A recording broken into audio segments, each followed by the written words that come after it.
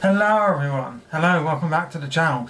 Today, bit of a different video. I want to talk about cameras. As we've had the big upgrade, so now I would like to talk about the cameras. Well, I've got my little collection of cameras, and then my fiance's got some cameras, which I will have to just put pictures up on the screen. But so I've always been into photography. I'm not here to tell you I'm good at it, because I don't know whether I am or not, but I do enjoy it. And you know, the only thing that's put me off getting a digital camera is the price. Because although I'm not an expert when I say this, I think that phones, I mean, this is my iPhone 11 from like, what, 4 years ago, 5 years ago, and the camera on this is decent. It's not the best camera I've ever had on a phone. That goes to the Google Pixel, which had an astonishing camera. It's such a shame that it didn't work filming videos on it, but that was amazing. But I feel like phone cameras or smartphone cameras have gotten to such a point where the cheaper end, the budget sort of digital cameras aren't really worth it if you've already got a smartphone that's like newer or decent, like an iPhone 11. So you have to really buy something like the Sony E456E, which is not what we've got. I keep making jokes about the name because I can never remember it, but it's what I'm filming on. I will flash it up on screen if I remember. And this was a lot of money. This was almost £1,000. So I'm very fortunate that my fiance was like, well, why don't we go splits on it? Because she enjoys photography too. So it just worked out really well. But on the cheaper end, you can get instant cameras. I love instant cameras. One for that sort of vintagey look, but also just the fact that you can whip it out and get a photo just straight away. Well, this one's not on, but you know what I mean. You're gonna make the noise? No. He's not going to make the noise, but this is well, this is the first one I show you then. Bit of a show and tell. This is the Polariod Now camera. This is like this is their budget one. It comes in all fancy colours, and it's just like a point and shoot. It has I know it's got a 6-second timer, and yeah, I mean, it's really basic. Flash, timer, load your film in there. But the shots on this are pretty good. Have I got any to show you? Yes, I do. Hang on one moment. This was... I'll have that one as well. Show you that one in a bit. This was some sort of Christmassy display last year with the... And you can see that it's picked up the lights in the background and all, which is really cool. I think that came out pretty well for a Polaroid, especially in the dark. Now, Polaroid, I'm going to talk about Instax later, but Polaroid film, you do have to pray to the gods of film that it works. Now, me and my fiance, we've done it all. You know, we put them in the fridge, we've cooled them down, we let them come back to room temperature before using them, and we still get, you know, some film packs don't even bloody work. You just get blanks all the way through. Some you get like torn edges, like the ones up on the ones behind the camera. And it's a bit difficult when film for Polaroid cameras is really expensive. You get 8 shots for about £18, which is about $20. It's not. I don't do conversions, but you get the point. It's expensive. Now, I do have some other ones. This is a little Polaroid Go camera. Now, I can't actually show you any film for this one, even though I've got loads of shots. Most of them around here seem to just be of my fiance, who doesn't want to be on YouTube, which is odd. But yeah, the shots on this are good for the size, but it is a bit of a novelty. Film goes in the bottom on this one, but it's just a bit of a novelty when you... Oh no, is there a crack on there? Oh, I think there's a crack on the lens. That's not great. But I wouldn't, to be honest, I wouldn't recommend buying this unless you want it for like the novelty factor of it. Because otherwise it's just, for the price they charge for this, you might as well just spend a little more and get a proper one. Now my fiance has a Polaroid One Step Plus, I think it's called. I'll put a picture of it here. That was our first instant camera that we took on our first holiday. Now unfortunately that one doesn't work anymore, which is going to be a running theme. These Polaroid cameras, and the Instax ones to be fair,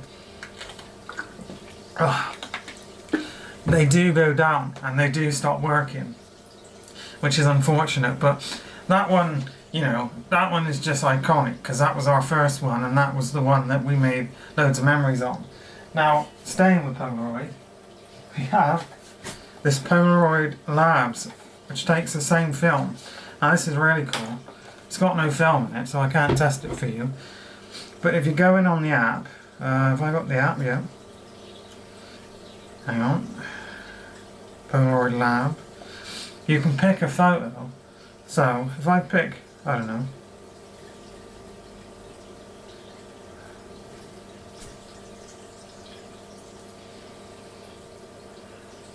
say I pick this one, for example, I can put it on there and then it will print, it takes a picture, you hear that sound, and then it will take a picture of the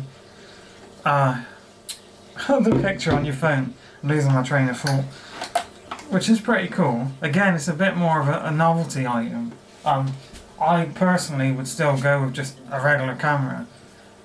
We have, this is a vintagey one. This is the Polariod Land Camera 1000. Now unfortunately this one, I bought it, it said that it was untested, you know, I took the risk. It doesn't work, but it looks cool. It's very vintagey, and if you can buy one of these that works, they still make the film for it. So it would be, you know, totally worth picking one up. But if you want one that you know is going to work, then I would definitely go new. Unfortunately, this roller here doesn't push the film out anymore. And I've tried cleaning it with rubber rejuvenator and stuff. It just doesn't work. But we are going to try and get this, oh no we can't. That's jammed in there, Jesus. Can you get it out? Haha. This is a bad idea, don't do this. Well, the film's all jammed anyway, but I was going to try and stick this film in my other vintage camera which came today, which was the sort of, you know, spark for this video, and why I wanted to make it.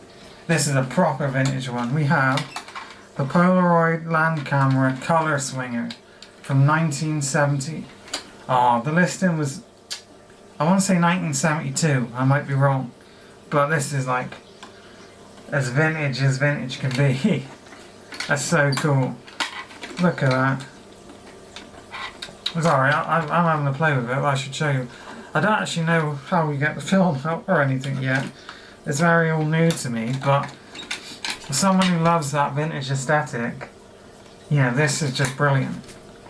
And it looks proper old fashioned with the brown and the rainbow stripe. I'll show you the back. You can, hopefully the camera focuses and you can have a read on that. But I haven't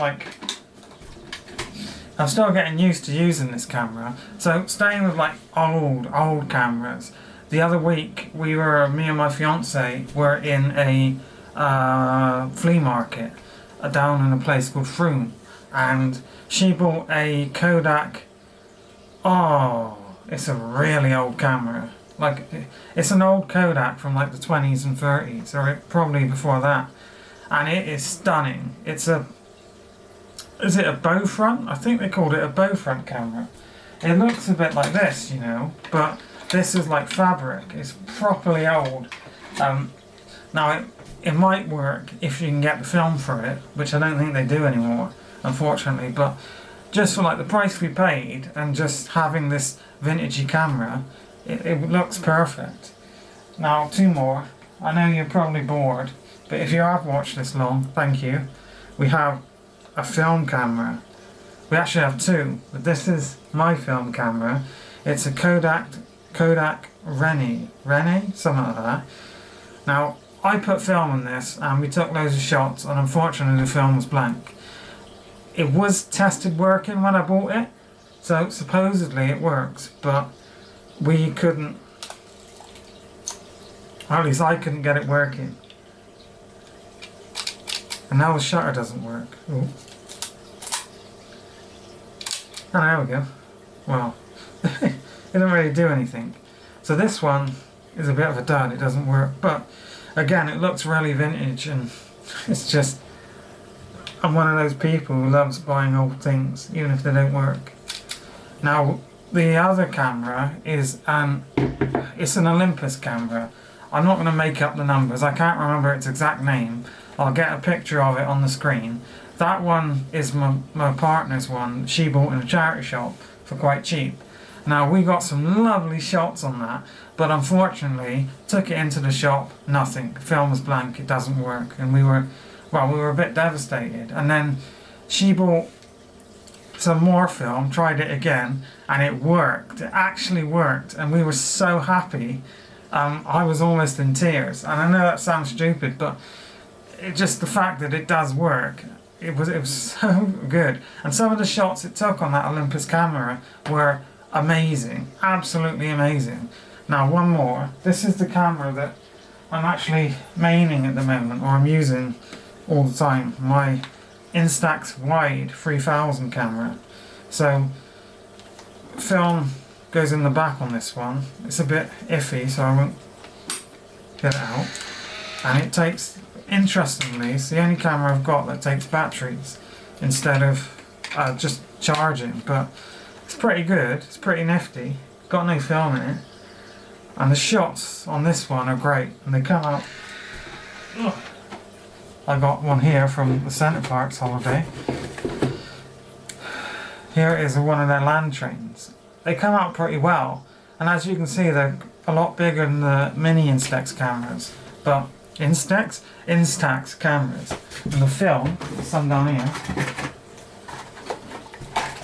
comes in a little box like this. Now, the Instax film, as you can see, 10 sheets times 2 in a box. So that's 20 shots in a box for the same price as Polaroid film, which is only 8 shots in a box.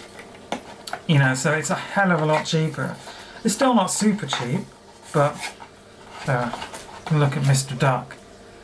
But it is a lot cheaper. So I personally would recommend an Instax wide camera over a Polaroid, but I'm not an expert, and you can definitely find some better videos online. But for just what it is, perfect. Thanks for watching me ramble for about 14 minutes. Hope you enjoyed. Let me know if you're a fan of instant cameras or a Sony camera down below. And I'll see you again soon. Take care, everyone.